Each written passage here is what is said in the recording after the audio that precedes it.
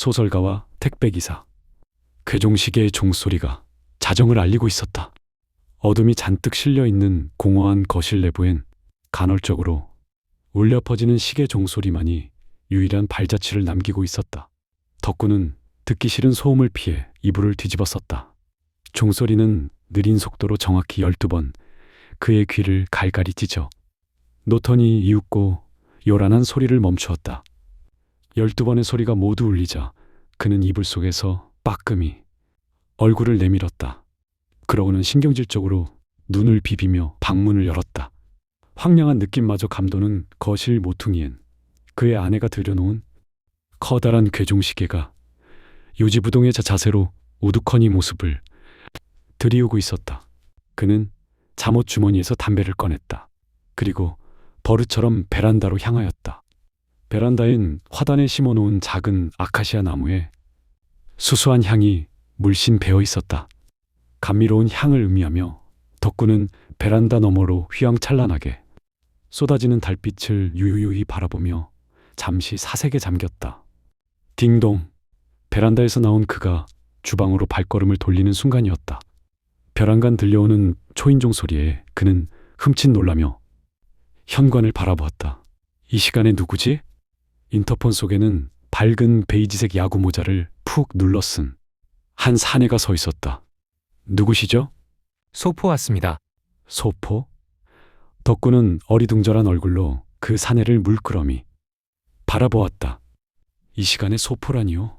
추석 연휴로 인하여 배달이 많이 지연될 수 있기 때문에 일찍 주문하신 물품은 일정보다 미리 배송하는 것을 원칙으로 하고 있습니다. 사내는 주구장창 중얼거렸다. 하지만 오늘은 평소보다 배달량이 많아서요. 그러다 보니 이렇게 늦은 시간까지 배송이 지체되었습니다. 밤늦은 시간에 죄송하게 되었습니다. 아닙니다. 그렇지 않아도 잠을 설치던 차였는데. 덕구는 그렇게 말하고 얼른 현관으로 다가가 문을 열어 제꼈다. 사내는 무거워 보이는 박스를 어깨에 이고 있었다. 여기 주문하신 물품입니다. 그가 힘겹게 마룻바닥에 박스를 내려놓으며 말하였다. 덕구는 의아한 얼굴로 박스를 들여다보았다. 분명 요 근래에는 물품을 주문한 적이 없었기 때문이었다. 그는 자신의 아내가 또 쓸데없는 화장품이나 옷가지들을 주문한 것이라 생각했다. 춥죠? 덕구는 보온통에 담긴 따뜻한 커피 한 잔을 사내에게 건네며 물었다. 일이 일인 만큼 정말 추위를 타는군요. 이제 겨울은 다 지났는데도 추위는 가실 줄 모르니 그는 따뜻한 커피잔에 손을 녹이며 말하였다. 밤늦게까지 고생하시네요. 저희 집이 마지막 배송인가요? 그렇습니다. 사내가 커피로 몸을 녹이며 대답했다. 순간 문득 덕구의 머릿속에 무언가가 번뜩이며 떠올랐다. 그것은 영국으로 어학연수 갔을 때 구입한 고급 양주였다. 평소 그가 워낙 닳도록 애지중지하던 것이라 그 자신도 몇 모금 맛을 보지 못한 술이었지만 유독 찬장에 키핑해 놓은 그 애물단지가 그의 머릿속을 스치는 이유는 무엇이었을까?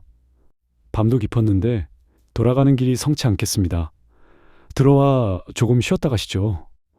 덕구는 조심히 입시를 권하였다. 그래도 괜찮겠습니까? 물론이죠. 술 좋아하십니까? 좋아하다 마다요. 정말 감사합니다. 아닙니다. 어차피 잠도 안 오던 차에 이야기 친구라도 필요했는데 잘 됐습니다. 같이 술이나 마십시다. 그럼 신세 좀 지겠습니다. 고개를 꺾고 정중히 인사하며 사내가 집안에 발을 들여놓았다. 덕구는 의자를 밟고 올라가 찬장 깊숙이 들여놓았던 양주를 꺼내며 말을 이었다. 근데 저 택배 박스 안에는 무엇이 들어있습니까? 덕구는 식탁 위에 양주잔을 세팅하며 사내에게 물었다. 사내가 황당하게 웃으며 대답하였다. 그걸 저한테 물으시다니요. 주문하신 선생이 더 잘 알 터인데. 사내의 말에 덕구가 가볍게 코웃음 쳤다. 아니요. 저는 물품을 주문한 적이 없습니다. 제가 아니라면 제 아내가 주문했겠죠. 또 쓸데없는 것이 분명합니다. 그렇군요. 사내는 박스를 바라보고 있었다. 덕구는 말없이 사내의 잔 한가득 양주를 따르기 시작하였다.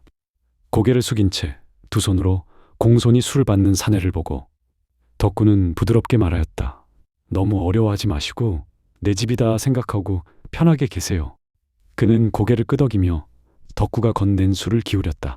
근데 사모님은 사내는 원샷한 양주가 독한지 미간을 찌푸리며 덕구에게 물었다. 아, 오늘 동창회가 있다고 늦을 것이라 하였습니다. 아, 예. 근데 그건 왜 모르시는지. 아니, 선생께서는 아까 사모님이 저 박스를 주문했다고 하시지 않으셨습니까? 제가 이곳에 있는 게 사모님께 커다란 민폐가 되는 게 아닌가 해서요. 아닌 밤중에 홍두깨도 아니고 이렇게 밤늦은 시간에 저는 얼굴도 이름도 모르는 불청객이지 않습니까? 그런 걱정이라면 안 해도 됩니다. 아내는 내일 오후에나 들어올 것이니. 덕구는 가볍게 웃으며 술잔을 들이켰다. 박스를 바라보던 사내는 한시름 걱정을 놓으며 덕구의 말에 조용히 고개를 끄덕이며 물었다. 그렇군요. 헌데 선생께서는 어떠한 직종에 몸을 담고 계십니까? 그렇게 묻고 그는 말없이 덕구의 빈 술잔을 채웠다. 하하, 사내의 물음에 너털 웃음을 지으며 덕구는 쑥스러운 듯 먼 산을 바라보았다. 제 작년까지는 프리랜서 작가로 일을 하였습니다. 하지만 얼마 전 출판사와의 계약이 해지되면서 손을 놓고 말았죠. 그 이후로는 이렇게 만년백수처럼 놀고 먹고 있습니다. 하하하. 그리고는 큰 소리 웃으며 머리를 긁적였다. 무표정한 사내의 얼굴이 그를 더욱 머쓱하게 만들었다. 한참을 혼자 웃던 덕구는 무안한지 헛기침을 하며 자리에서 일어났다. 안주가 떨어졌네요. 땅콩 좋아하십니까? 그는 주전부리를 찾기 위해 주방으로 향하였다. 아, 전 괜찮습니다. 손사래를 치며 덕구의 사려를 극구 거부하던 사내는 집을 좀 둘러봐도 괜찮겠습니까?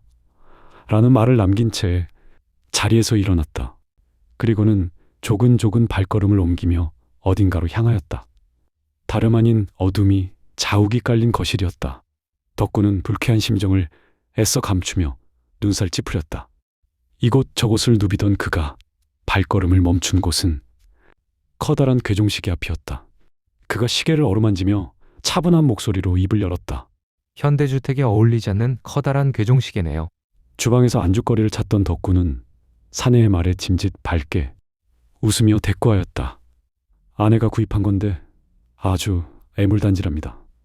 저것 때문에 요새 잠을 제대로 못 들죠. 아주 미치겠습니다. 하하, 그렇습니까? 사내는 시계를 어루만지면서 코웃음을 쳤다. 그리고 문득 무언가가 떠올랐는지 안경을 고쳐 쓰기 시작했다. 괜찮으시다면 선생이 쓰셨던 소설이 어떤 부류인지 말씀해 주시겠습니까?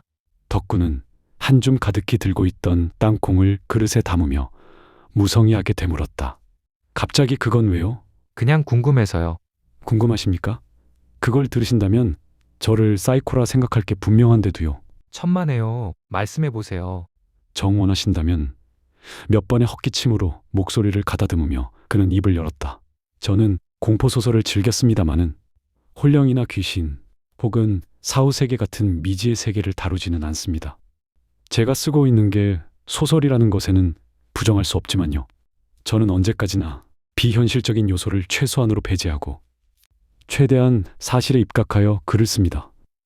그런 유령이나 귀신 목격담 등 다소 비현실적이고 식상할 수 있는 부분들은 현대 공포와는 거리가 멀죠. 그렇다면 선생께서 다루는 분야는 어떤 것들입니까? 그렇다고 과학적으로 논리정연하게 설명할 수 있는 현상이나 특정 대상에 대해서 쓴다고 하면 그건 설명문이나 논설문에 그치겠죠. 소설이 되기 위한 가장 기초적이고 필수적인 요소란 바로 허구입니다. 무슨 말인지 모르겠군요. 하하, 죄송합니다. 말이 너무 어려웠나요? 덕구는 신이 난 듯 말을 덧붙였다.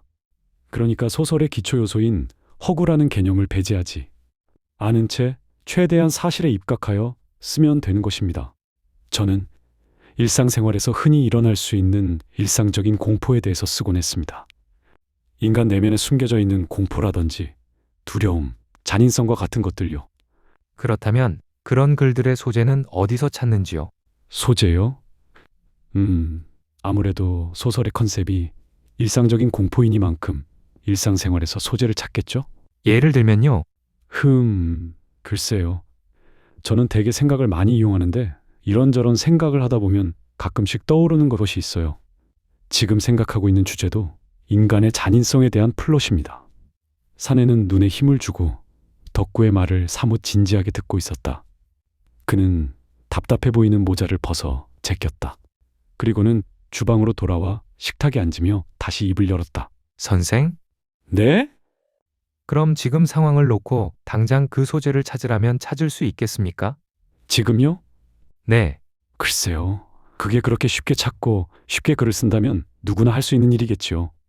사내는 모자에 눌린 머리를 위로 쓸어 넘기며 말하였다. 저는 할 수 있을 것 같은데요. 그게 무슨... 들었던 그대로입니다. 저는 지금 이 상황에서 공포소설에 필요한 소재를 찾을 수 있습니다. 하하. 덕구가 박장대소하며 자리에서 일어났다. 사내는 의미심장한 미소를 띄우며 덧붙였다. 그럼 저랑 내기 하나 하시겠습니까? 무슨 내기 말입니까? 한 사람씩 차례대로 지금 이 상황에 벌어질 수 있는 일들을 상상하여 소재를 만드는 것입니다. 주제는 공포입니다. 소재가 먼저 떨어지는 사람이 지는 룰로 말입니다. 만약 제가 진다면 선생이 원하는 것을 드리지요. 원하는 것? 덕구가 의아한 얼굴로 들었던 술잔을 놓았다. 재밌군요. 그러고는 하얀 이빨을 드러내며 남아있는 술을 목으로 털어넣었다. 좋아요. 헌데 그럴 리 없겠지만 만약 내가 진다면? 만약 선생이 진다면 저는 선생에게서 소중한 것 하나를 앗아갈 것입니다. 그것이 무엇이든 간에 선생은 절대적으로 저에게 그것을 주셔야 합니다. 뭐요? 그럼 내가 주기를 거부한다면요? 선생에겐 선택의 여지가 없습니다. 아마 내기가 끝나는 순간 저는 자연스럽게 선생에게서 가장 소중한 것을 빼앗고 난 뒤일 테니까요. 사내가 씩 웃어 보였다. 왜, 글이라는 것은 생전 써본 적도 없는 저에게 지기라도 할 것 같습니까? 하! 정말 진심으로 하는 소리입니까? 좋습니다. 하지만 나중에 다른 말하기 없기입니다. 길고 짧은 건 대봐야 알겠죠. 그럼 순서를 정하도록 하죠. 먼저 하시죠. 후후. 사내의 얼굴에서 비장함마저 느껴졌다. 그는 안경을 고쳤으며 천천히 말을 이었다. 잘 들으십시오. 지금부터 제가 하는 말은 사실일 수도 있고 사실이 아닐 수도 있습니다. 그러니까 제 얘기가 저 혼자만의 줏대라고 믿든 그렇지 않다고 믿든 어느 것이든 당신의 자유입니다. 하지만 당신은 그것이 사실인지 확인해 볼 수는 없습니다. 그것은 규칙입니다. 무슨 얘기가 하고 싶은 거죠? 저기를 보십시오. 저 괴종시계 보이십니까? 사내는 거실 한가운데 놓인 괴종시계를 가리키며 낮은 톤으로 계속 중얼거렸다. 아까 집안을 둘러보다 저 괴종시계 안에서 무언가를 느꼈습니다. 아주 작고 나지막한 소리. 저는 분명히 두 귀로 들었습니다. 사내는 잠시 말을 멈추고 탁 앞에 놓인 술잔을 들이키며 마른 성대를 축였다. 덕구는 남자의 이어지는 말을 초조하게 기다리고 있었다. 그 순간 저는 확신하였습니다. 저 안에 사람이 들어있다고. 지금 농담하십니까? 그는 가볍게 웃으며 대답하였다. 글쎄요, 제가 하는 얘기는 작은 농담이 될 수도 있지요.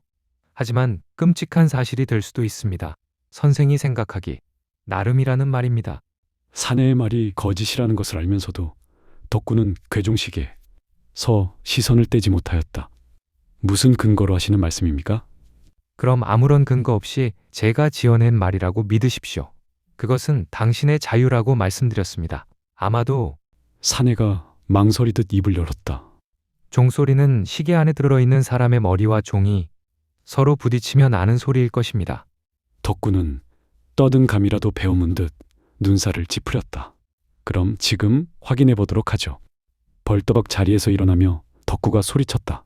그러자 사내가 두 손으로 그를 제지했다. 그건 안 됩니다. 왜요? 규칙을 잊으셨습니까? 그렇게 된다면 선생은 내기에서 패한 것입니다. 사내가 내세운 규칙이 그의 머릿속을 휘젓고 있었다. 선생은 그것이 사실인지 확인해 볼 수 없습니다. 그것은 규칙입니다. 사내의 불쾌한 목소리가 그의 머릿속에서 메아리쳤다. 규칙을 어기고 내기에서 패하신다면 약속대로 선생은 저에게 소중한 것을 주셔야 됩니다. 이어지는 사내의 말에 덕구는 불편한 심기를 드러내었다. 이제 선생이 얘기할 차례입니다. 이제 바톤은 덕구에게로 넘어갔다. 자신의 차례라는 것을 듣고 나서야 그는 조용히 콧잔등을 어루만졌다. 맞은편에는 사내가 팔짱을 낀 채 득이연한 얼굴로 덕구의 말을 기다리고 있었다. 그는 팔목에 걸친 손목시계를 예의 가리키며 시간을 재촉하고 있었다. 덕구는 다급해졌다. 좋습니다. 잠자코 머리를 굴려보던 덕구는 무언가가 떠올랐는지 조용히 입을 열었다. 지금부터 제가 하는 얘기 잘 들으셔야 합니다. 그러려고 노력 중입니다. 실은 말입니다. 그는 마치 사내가 모르고 있던 치명적인 비밀 하나라도 고백하려는 듯 망설이며 말을 꺼냈다. 그리고는 제법 눈치가 빠르신 분인 줄 알았는데 유감이군요. 라고 연이어 전하며 안타까운 속내를 드러내었다. 사내는 그가 무슨 얘기를 하려 하는지 도무지 갈피를 잡을 수가 없었다. 실은 당신이 마신 술잔에 독이 묻어 있었습니다. 많이 취하셨군요. 제가 농담하는 것 같습니까? 재미있네요. 지금 저는 당신의 술잔에 독을 묻힘으로써 살인을 저지른 것입니다. 살인도 엄연히 공포소설의 소재가 될 수 있다는 것을 모르시나 보군요. 덕구는 거드름을 피우며 계속 너스레를 떨었다. 나는 수상한 자에게 함부로 자비를 베풀지 않습니다. 보십시오. 덕구의 말이 끝나기가 무섭게 사내는 자신의 앞에 놓인 술잔을 입에 가져다 댔다. 그리고는 아무 일도 없다는 듯이 어깨를 으쓱거리며 말을 이었다. 재밌는 소재였습니다. 이제 다시 제 차례군요. 다시 사내의 이야기가 시작되자 까닭 모를 불안감이 다시금 덕구의 전신을 휘감기 시작하였다. 이것은 제 경험담입니다. 그렇게 운을 뗀 사내가 천천히 말을 이었다. 역시 믿던 안 믿던 선생의 자유이고요. 그럼 시작하겠습니다. 한참을 뜸들이던 사내가 드디어 어눌한 어조로 말을 늘어놓기 시작하였다. 아까 자정을 넘길 무렵이었습니다. 바야흐로 저는 마지막 남은 택배의 수취인이 선생의 집 주소로 적혀 있는 것을 보게 되었죠. 그때까지 제 머릿속에는 오직 단 한 가지 생각뿐이 없었습니다. 빨리 이 귀찮은 물품 박스를 집주인에게 전해주고 집으로 돌아가서 휴식을 취해야겠다고. 그리고 피곤한 몸을 이끌고 이곳 선생의 집 앞에 도착했을 때였습니다. 시간은 12시 정각을 가리키고 있었죠. 사내는 목이 타는지 다시금 술을 들이켰다. 그래서요? 덕구가 어린아이 보채듯 그렇게 물었다. 차 시동을 끄고 선생의 집 주소로 되어 있는 택배 상자를 꺼내기 위해 트렁크를 여는 순간이었습니다. 사내의 얼굴이 사뭇 진지했다. 마치 자신이 하고 있는 이야기가 사실이라도 되는 것처럼 그는 심각한 얼굴로 말을 이었다. 덕구는 그런 그의 이야기가 마치 눈앞에서 벌어지고 있는 듯한 느낌을 받았다. 그리고 저는 끔찍한 광경을 목격했습니다. 한참을 주저하다가 그가 꺼낸 말은 무언가를 목격했다는 것 이었다. 덕구는 점점 조바심이 들었다. 도대체 무엇을 받기에 그러십니까? 그 전에 약속 하나 합시다. 약속이라니요? 제 이야기를 듣고 흥분하지 않기로요. 하하, 점점 궁금하게 만드는군요. 알겠습니다. 덕구는 사내의 다음 얘기가 빨리 듣고 싶어 대충 짓거렸다. 제가 본 건 분명 살인이었습니다. 살인이요? 고양이 눈을 치켜뜬 채 놀라 되묻는 덕구에게 그는 말없이 고개를 끄덕였다. 그는 여전히 씁쓸한 표정을 지어 보이며 천천히 말을 이었다. 한 괴한이 중년쯤 돼 보이는 여성을 날카로운 흉기로 무자비하게 찌르고 있었습니다. 그게 정말 사실입니까? 덕구는 심각한 얼굴로 사내의 말에 반응하였다. 아직 놀라시긴 이릅니다. 그는 그녀를 잔인하게 토막내기 시작하였습니다. 그리고는 그 토막낸 사체를 어디론가 가져가기 시작하더라는 겁니다. 그걸 보고만 있었단 말입니까? 어쩔 수 없었습니다. 어쩔 수 없었다뇨? 너무 무서웠습니다. 사내의 말에 덕구는 어이없다는 듯한 표정을 짓고 있었다. 그러면서도 자기도 모르게 어느덧 손가락이 부들부들 떨리고 있었다. 그는 그것을 감추기 위해 식탁 밑으로 손을 내렸다. 선생의 집 앞에서 살인을 목격한 뒤 저는 여인을 무참하게 살해하고 토막내서 어디론가 급하게 가져가는 괴한의 마지막 뒷모습을 본 후에야 차 안에서 나올 수 있었죠. 그리고 선생의 집 초인종을 눌렀던 것입니다. 사내의 말은 주구장창 계속 이어졌다. 그리고 그 다음은 말 안 해도 선생께서 잘 아실 겁니다. 선생이 베푸는 뜻밖의 호의에 저는 선생의 집안에 발을 들여놓게 되었고, 그리고 선생과 술을 마시며 지금까지 얘기를 나눴던 것입니다. 그게 다입니까? 아니요. 설마 이게 다라면 애초부터 이 얘기를 선생에게 하지 않았을 겁니다. 이 얘기는 선생과 관련이 있습니다. 나와 관련이 있다고요? 그는 차가운 눈으로 덕구를 주시하고 있었다. 그때까지 덕구는 사내가 무슨 얘기를 하려 하는지 도저히 갈피를 못 잡고 있었다. 한참이 지나서야 사내는 무언가를 손짓으로 가리키기 시작했다. 그곳은 바로 TV가 위치한 테이블이었다. 선생, 혹시 기억하십니까? 아까 제가 집안을 둘러보았을 때 말입니다. 그때 저 사진을 보았습니다. 사내는 TV가 위치한 테이블 언저리에 놓인 가족 사진을 가리키며 말을 이었다. 그것은 가족 사진이었습니다. 선생과 사모님이 함께 찍은 가족 사진 말입니다. 설마 당신 지금 무슨 소릴? 제 얘기 안 끝났습니다. 설마 저와 한 약속을 벌써 잊으신 겁니까? 불안감이 덕구의 머릿속에서 점차 확산되어 가고 있었다. 그렇습니다. 그 괴한에게 살해되던 중년의 여인은 바로 저 사진 속 사모님이셨습니다. 저도 집안을 둘러보다 저 사진을 보고 알았습니다. 가족 사진에 행복한 미소를 머금은 부인의 얼굴은 괴한에 의해 살해될 때 그 고통스러워하는 얼굴과 사뭇 달랐습니다. 사내의 말에 덕구는 들고 있던 담배를 떨어뜨렸다. 두려움으로 떨리는 손이 식탁보 밑에서 요동치고 있었다. 빠르게 회전하는 두뇌가 계속해서 아드레날린을 분비하여 동공이 작아지고 있었다.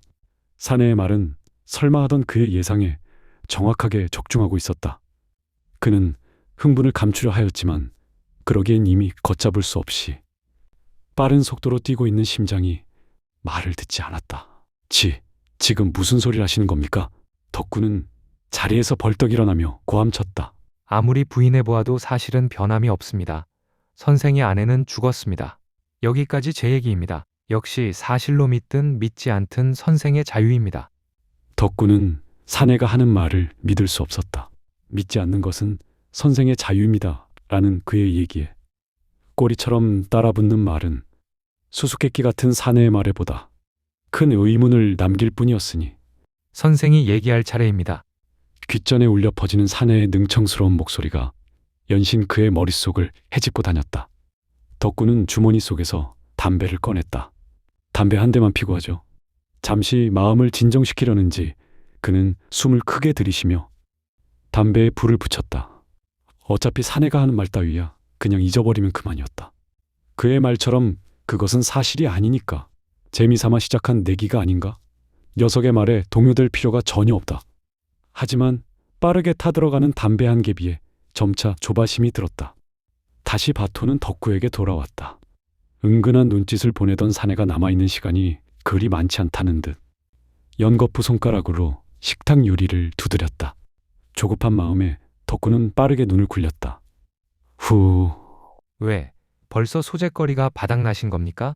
그게 아니고 들고 있던 담배를 재터리에 비벼 끄며 덕구가 천천히 입을 열었다. 사내는 어리둥절한 얼굴로 되물었다. 무슨 말씀을 하려고 하시는지. 덕구는 침이 마르는지 마지막 남아있는 한 방울에 술까지 목으로 훌쩍 털어넘겼다. 한번 생각해 보시죠. 뭘 말입니까? 당신의 말대로라면 당신은 살인을 목격했고 아무렇지도 않게 내 집 초인종을 눌렀어요. 보통의 사람이라면 인근의 경찰서나 사람들이 많이 지나다니는 큰 길가로 나가서 이 사실을 빠르게 알렸을 것이 분명한데 말이죠. 그렇지 않아도 저 성가신 택배물만 선생에게 전해주고 이곳에서 나가면 즉시 경찰서로 향할 계획이었습니다.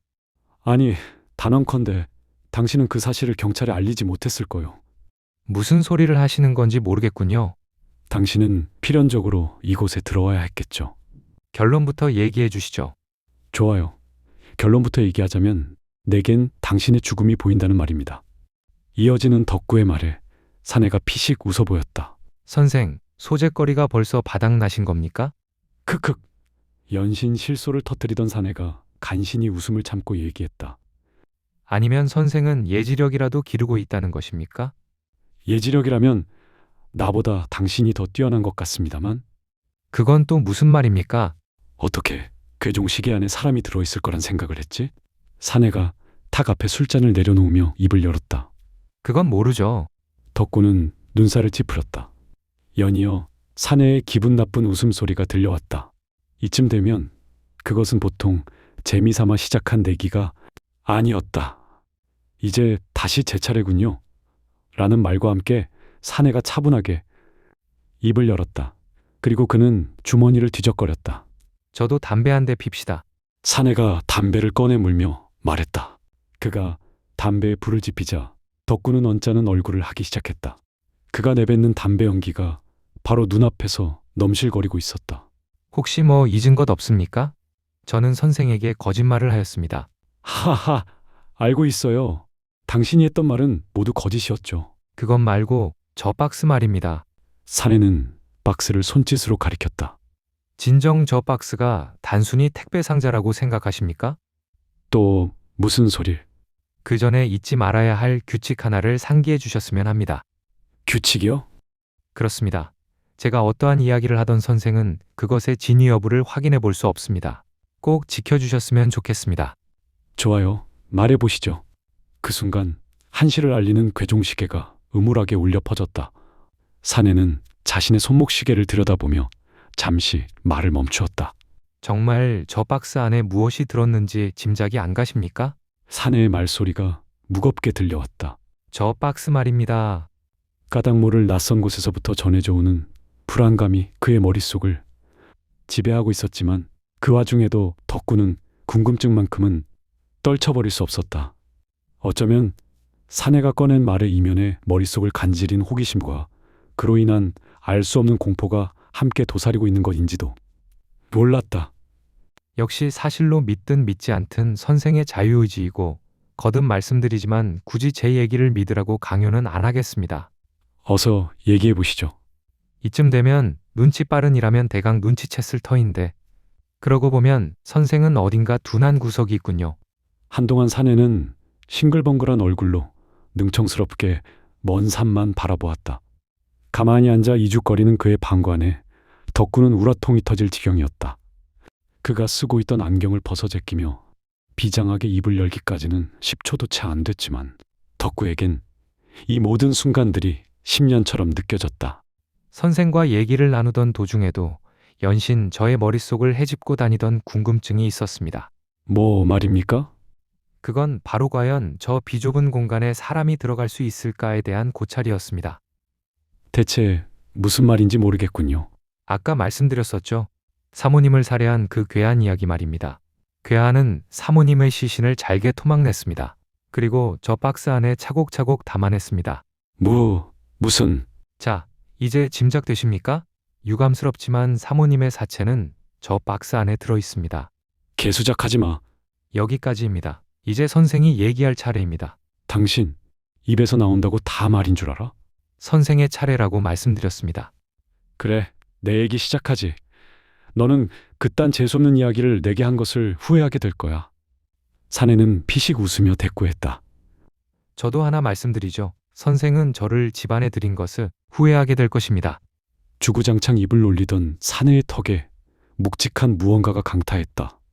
벼랑간 퍽 하는 둔탁한 소리와 함께 사내가 의자 밑으로 넘어졌다.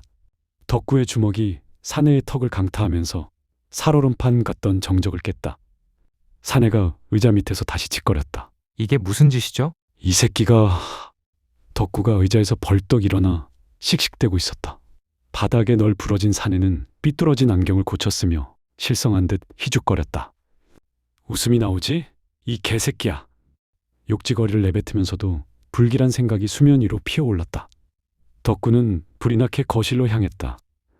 단순한 미치광이가 나불대는 말인 줄은 알고 있었지만 그렇게 믿고 싶었지만 그래도 혹시나라는 생각이 그를 붙들고 있었다. 그는 허겁지겁 괴종시계 문을 열어 제꼈다. 혹시라도 만약 녀석의 말이 사실이라면 시발 존나 안 열리네. 쉽게 열리지 않는 시계문을 억지로 잡아당기며 투덜댔다. 여전히 불길한 생각은 그의 머릿속을 떠날 줄 모르고 있었다. 퍽, 챙그랑. 그가 있는 힘껏 주먹으로 그것을 내려치자 괴종을 덮고 있는 유리가 파편을 튀기며 이리저리 불규칙적인 모습으로 깨지기 시작했다. 덕구는 황급히 시계문을 뜯어보았다. 그의 예상이 맞았다. 뭐야, 이 개새끼가 나를 가지고 놀아? 이 사이코 새끼.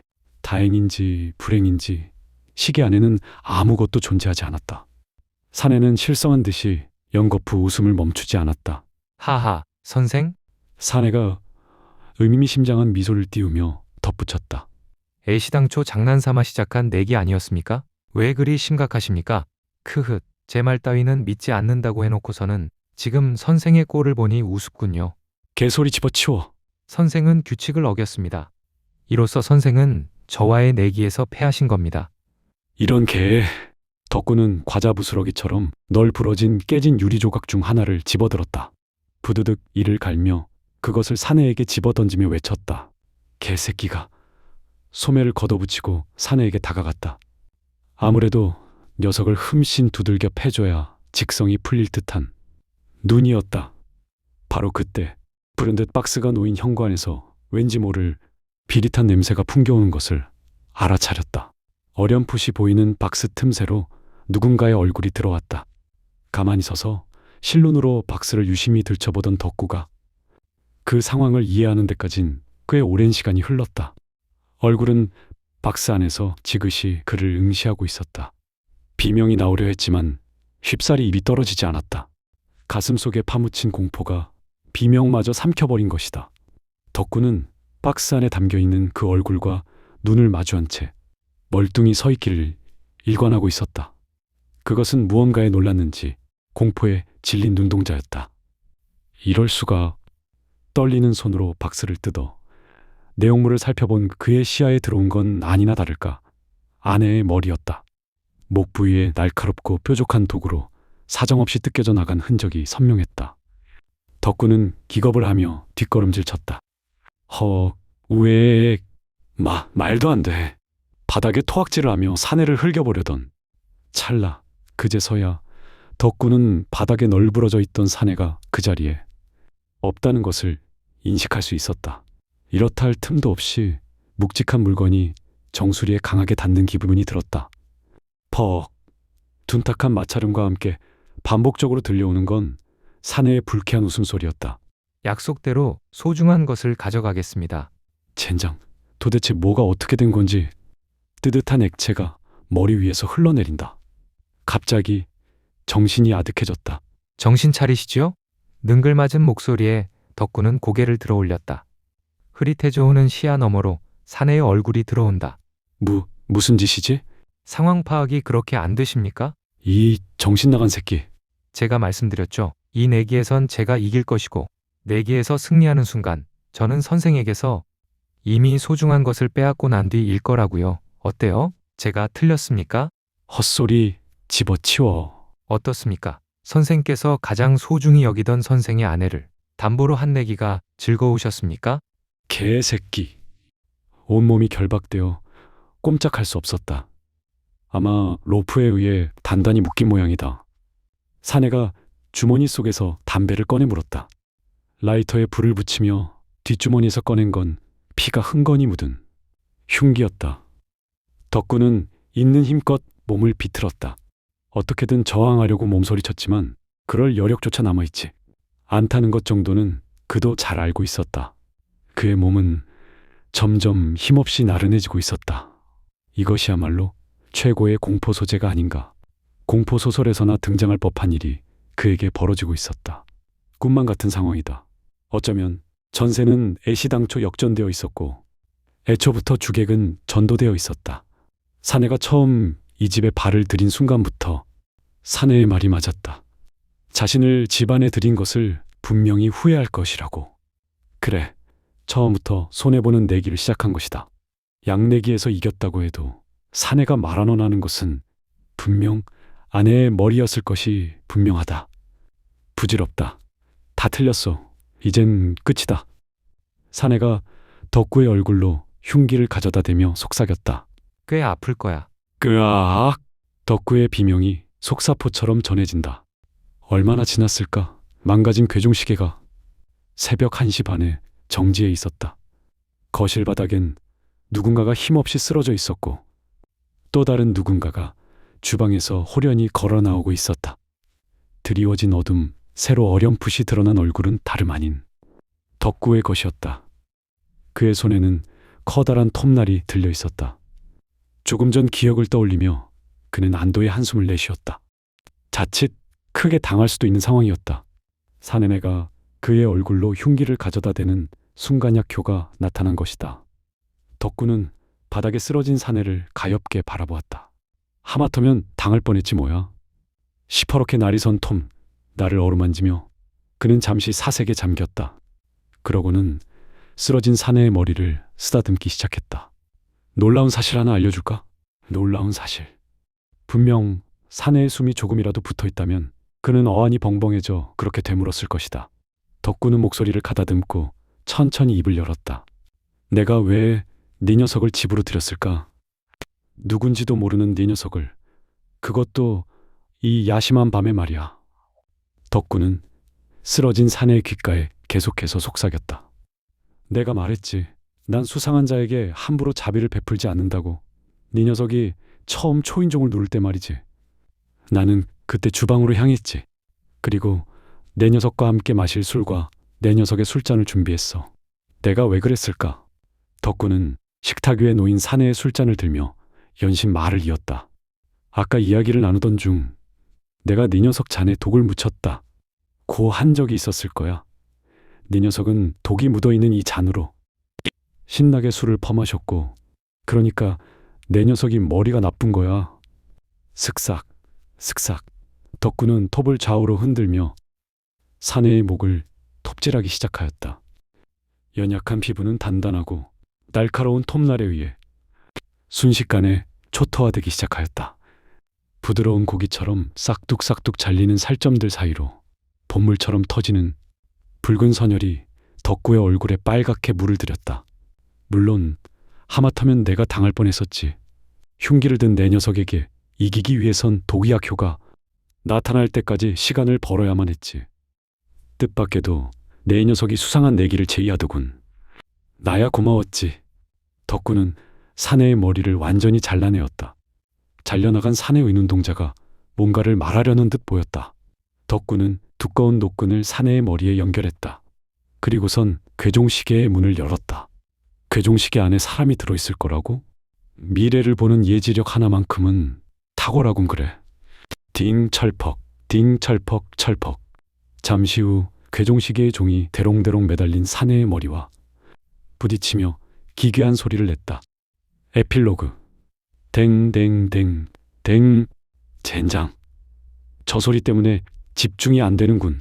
시끄러운 소리에 잠을 깬 덕구는 조용히 방문을 열었다. 요지부동의 자세로 요란하게 자정을 알리는 괴종시계가 어둠이 자욱이 깔린 거실 중앙을 차지하고 있었다. 냉장고에는 동창회가 있을 것이라며 기다리지 말고. 자라는 아내의 쪽지가 붙어 있었다. 그는 주머니 속에서 담배를 꺼낸 뒤 버릇처럼 베란다로 향하였다. 조용히 창밖을 바라보며 잠시 사색에 잠겨있던 그의 눈에 불현듯 무언가가 스치듯 들어왔다. 또각또각 구두 소리를 내며 요염하게 걷고 있는 여인이었다. 조그마한 핸드백에 도트무늬 원피스를 입고 있는 여인은 다름 아닌 그의 아내였다. 그가 반갑게 손을 흔들고 아내를 부르려던 찰나였다. 그 순간 그녀의 뒤를 곤색 점퍼에 밝은 베이지색 야구 모자를 걸쳐 쓴 한 사내가 바짝 따라붙고 있는 것이 눈에 들어왔다. 사내의 오른손에는 커다란 박스가 들려 있었다. 덕덕구는 숨을 죽이고 그 광경을 지켜봤다. 그는 처음으로 살인이라는 것을 목격한 것이다. 눈앞에서 아내가 살해되는 광경을 우두커니 지켜보며 그는 꼼짝달싹도 하지 못했다. 몸이 얼어붙는다는 느낌을 처음 실감하게 되는 순간이었다. 여인을 무참하게 살해한 사내는 들고 있던 박스에 여인을 담기 시작했다.